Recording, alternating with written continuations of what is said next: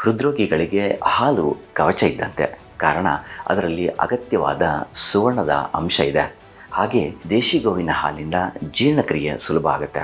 ರಾತ್ರಿ ಮಲಗೋ ಟೈಮಲ್ಲಿ ಬಿಸಿಯಾದ ದೇಶಿ ಗೋವಿನ ಹಾಲಿನ ಜೊತೆ 1 ಚಮಚ ತುಪ್ಪನ ಹಾಕ್ಕೊಂಡು ಕುಡಿಯೋದ್ರಿಂದ ದೇಹ ಆರೋಗ್ಯವಾಗಿರುತ್ತೆ. ಅದರಲ್ಲೂ ಜ್ವರ ಬಂದಾಗ ಹಾಲನ್ನು ಸೇವಿಸೋದ್ರಿಂದ ದೇಹದ ಆರೋಗ್ಯ ಇನ್ನಷ್ಟು ಸುಧಾರಿಸುತ್ತೆ. ಭಾರತೀಯ ಗೋತಳಿಗಳ ಹಾಲು ಹೆಚ್ಚು ಕೊಬ್ಬಿನಂಶದಿಂದ ಕೂಡಿದ್ದು ಕಡಿಮೆ ಕೊಲೆಸ್ಟ್ರಾಲನ್ನು ಹೊಂದಿರುತ್ತೆ.